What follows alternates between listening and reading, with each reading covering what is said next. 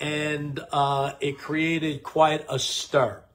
Well, since this broke and I found out 8 o'clock on Saturday night, 8 o'clock on Saturday night, I've been consumed with this. And I am having feelings like I had when I actually worked for Peaceful Life, and they're not good feelings. Surely they're not peaceful feelings, and the peaceful feelings are not because I don't feel I'm in the right. I don't feel I'm serving justice, because I really do feel that way. But when you get attacked, when you get bombarded, and of course I know many people think I'm attacking Father Frank because I just merely said I cannot and will not defend him. And of course many people came to me asking my opinion about Father Frank, because I'd known him for so long. I worked for him on more than one occasion, probably a total in a paid position for 3.5 years and an unpaid position for another 3 years. And so I offered my opinion, and my opinion really was, all right, that I think this is very serious on the surface, and I think it's more serious based on what I know. And so I offered my opinions, and I can't divulge a lot of things because of confidentiality. I mean, I'm a priest. People come to me in confidence, but I know what I know. And again, I put out the video saying people don't know, you don't know, we don't know what we don't know. All that being said, I don't want to talk about Father Frank today. I may revisit it after the holidays. I may revisit it next week, 2 weeks, 3 weeks. I don't know. We'll see what the Holy Spirit has to say. But right before I came on, I got contacted by a very dear friend of mine from Ireland, and they played the video over in Ireland, and he told me the overwhelming majority of opinion is against me. Right? Okay. I'm sorry, I don't serve justice based on opinion. Now, I was always very intrigued by newspaper articles, and you see it on Breitbart all the time, about public opinion being against or for this particular situation. And you read the article, New York Post, Breitbart, and what they do is they refer to 2 or 3 people who tweet different things, as if Twitter is the arbiter of public opinion, right? And so I guess I am influenced, even though they call me an influencer. I don't think I'm much of an influencer. I'm influenced by public opinion, right? So my friend from Ireland said that public opinion's overwhelmingly in favor of Father Frank and against you. Okay.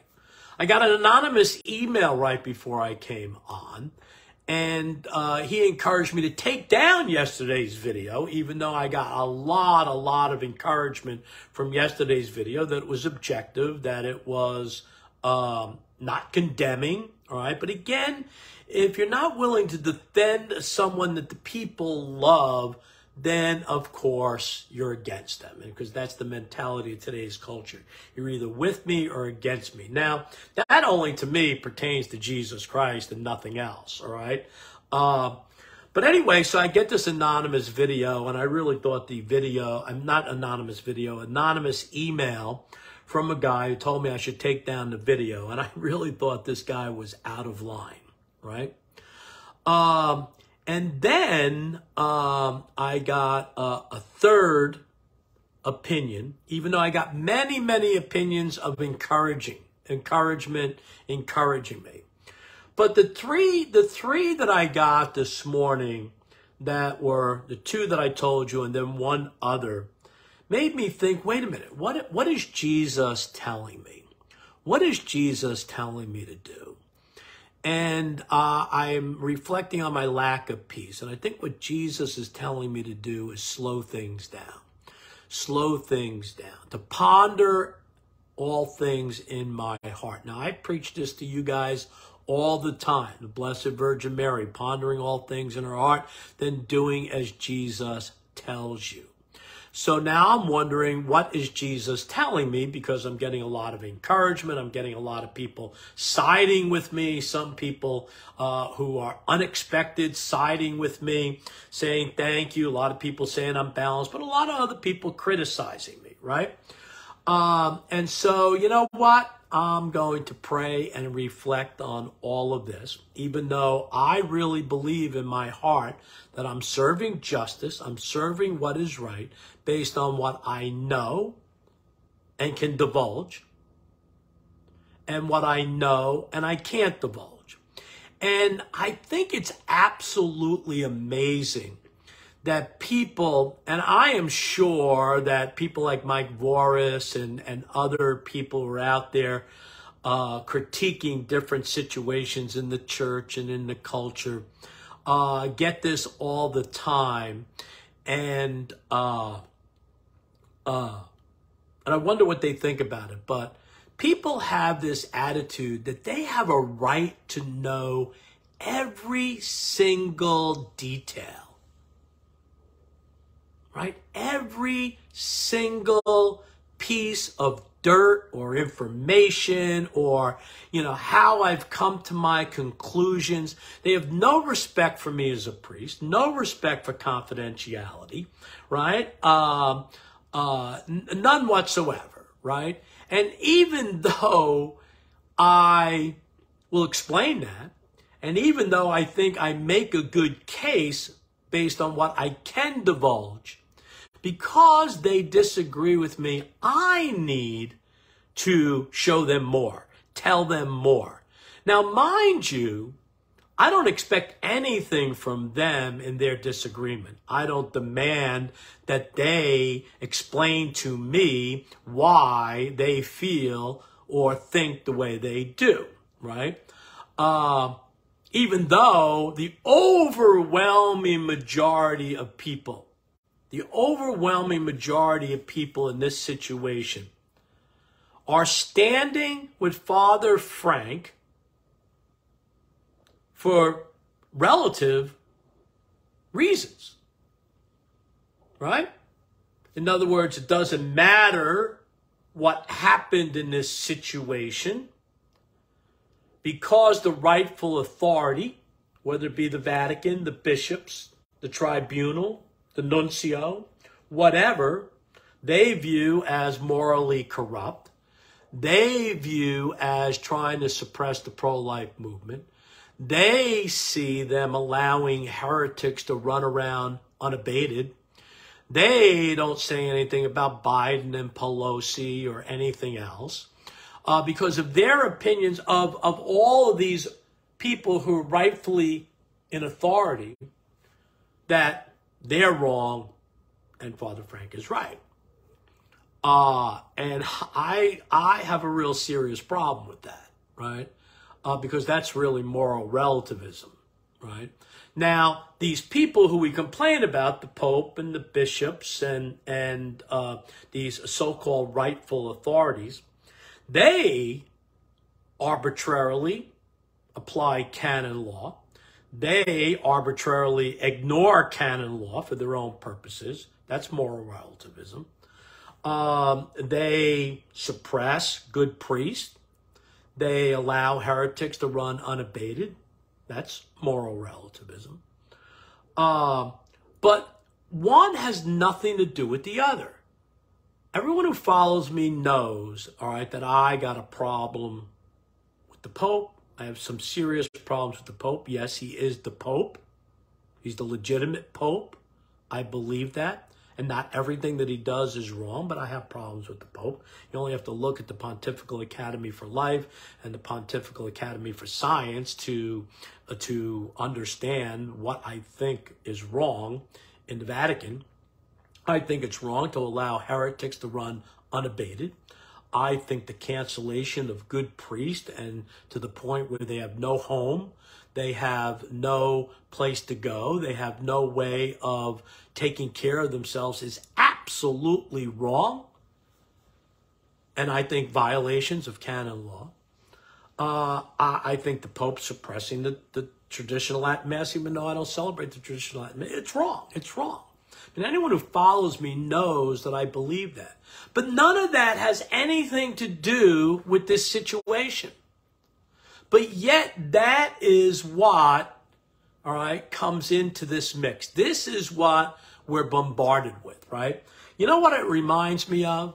What it reminds me of when we're standing up for Trump.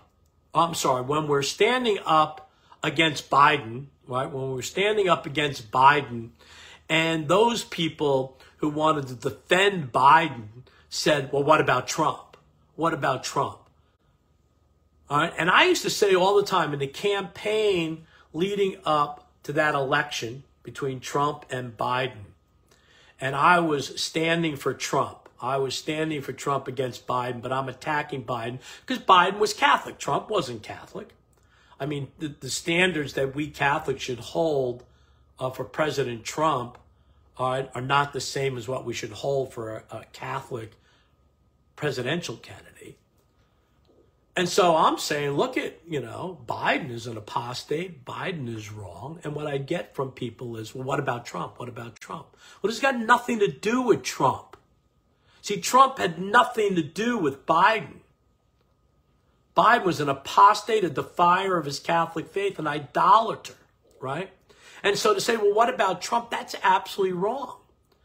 So to talk about this particular situation, and then people say, well, what about the Pope? What about the bishops? What about the heretics running around? What about this? It's got nothing to do with it. This is all moral relativism. And so I'm giving you some spiritual direction. Yesterday it was, we don't know what we don't know. I gave a parable that related to that we can judge wrongly if we don't have all the facts. The conclusions I came to in terms of not defending Father Frank and will not defend Father Frank are substantiated. I have valid reasons. I've laid it out. And I didn't want to go there, but I will say that 6 years without faculties, operating as a priest, as the head of a large pro-life organization, multi-million-dollar pro-life organization, for 6 years without faculties or a domicile. Anyone who does not think that's a problem, you don't understand canon law, you don't understand how the Catholic priesthood and hierarchy works. You just don't understand. You don't understand how serious it is. Does it warrant laization?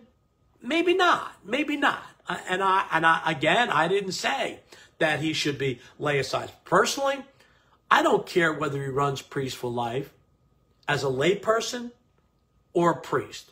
I don't care. He's going to run Priest for Life or the Gospel of Life ministry one way or the other. And I don't begrudge him that at all. It's a multi-million-dollar pro-life organization. I got problems with money. I got problems with celebrity. I got problems with serving mammon instead of God. But that goes way, way, way beyond Father Frank, all right, to the depth and breadth of the entire corporate pro-life movement, right? But look at, if he's going to be a priest leading this multi-million-dollar corporation, this pro-life, he has to answer to someone. To someone. No Catholic priest is the Lone Ranger or free agent. We all answer to someone. Now, there's circumstances where maybe, all right, we don't answer to anyone for short periods of time. I really can't think of many situations. We always answer to someone. For a priest to operate publicly as the head of a large corporation, multi-million-dollar corporation, without faculties, without domicile, is unheard of. It's unprecedented. Now, maybe you all don't think it's a problem. And maybe it's not a problem, because if Father Frank, as he said, has had no knowledge of them collecting evidence against him, having any problems with him, have no knowledge of a process going on, in which there would be a trial and appeals and everything else. If that's true, and Father Frank absolutely positively is somewhat victimized. 6 years, no domicile, no faculties. All of a sudden this happens and he doesn't have any knowledge of anything going on. Well, I'll tell you what, there's a lot of evidence pointing to the fact that he knew exactly what was going on. There is CNA articles going back to 2020, even 2011, all right? Phil Lawler wrote an article saying Father Frank's last stand, it was far from his last stand because this is now 11 years later, 2022, right? So I want to reiterate, all right, the only reason why I got involved in all of this is because people were coming to me asking my opinion. And I said, I can't defend him and I will not defend him because of what I know and can divulge and what I know and I can't divulge, all right? And I gave ample reasons. They're all over the place, and I just gave it again, all right? You don't feel that's enough? Hey, that's fine. That's fine. I'm not going to try and convince you, all right? That's fine, all right? But I am telling you, all right, that we shouldn't just come to our position because we don't like, all right, the opposition. We don't like the hierarchy. We don't like the Pope. We don't like the hierarchy of the church, the rightful authorities, and how they conduct themselves. One has nothing to do with the other, okay? The facts or the acts of the case should stand on their own. And I will tell you, and I'm not a canon lawyer, and a lot of people are saying Father Murray and everything else. Father Murray comes out and clear and says, this is an unprecedented situation. This is highly unusual for a priest to conduct himself publicly without faculties and without domicile for 6 years is unheard of, unprecedented. And I could be wrong, all right? In my mind, in my opinion, in my experience, it's unprecedented. And there's something that's not right about this. There's something missing. Will that all come out at some point in time? I don't know. I don't know. So I told somebody who was interested whether I was going to do a video this morning about this, that I wasn't going to touch it unless the Holy Spirit moved me or compelled me to. If this causes more angst among the people, if you want more information from me, you're not getting any more information from me. I'm standing on what I've said. I am, you can call it my opinion. My opinion is at least based on certain things that priests are answerable to rightful authorities. Now, you may say, well, you know, Father, who's the rightful authority? Well, the Catholic Church, canon law, right? But we can never run around just us being the captain of our own ship, all right, us answering to nobody, We're running a large multi-million-dollar corporation and we answer to nobody, That was part of the Father Karapi situation, right? Forget about the allegations, and I think that there were false allegations, all right, against Father Karapi. But the fact of the matter is, all right, he had to answer to his provincial, he had to answer to his superior, and eventually he did. But the fact that he had this large multimedia, maybe multi-million-dollar corporation that he was the head of, all right, he had to answer to somebody. You just can't be doing this. Father Frank becomes a layperson. If he becomes a layperson and he's running Priest for Life or Gospel of Life Ministries, God bless him. Who does he have to answer to? Jesus and nobody else. But while the church is Christ's authority on earth, all of us who wear the collar have to answer to the rightful authorities. And to go for 6 years, again, 6 years, you have no idea how long of a period of time that is. To answer to nobody, unheard of, unprecedented. It's a problem. But again, if during that period of time, Father Frank's doing what he's doing and nobody's saying anything to him and nobody's got any concerns or complaints and they're gathering evidence and looking to get to this point and he has no knowledge of it, he's got legitimate claims. He's got legitimate claims. It's hard to fathom. It's hard to fathom even based on some of the things that he has said over the years, that he was seeking domicile, that he actually had a domicile. He had a bishop that was going to take him. It never materialized. He actually had mentioned bishops, one bishop in particular. They went to that bishop. Turns out he knew nothing about it, right? There's a lot of questions. And I was going to go into detail about all of that. But you're not going to get that. And if you're upset with me because I'm not giving you more, hey, pray for me. Please pray for me. I need your prayers.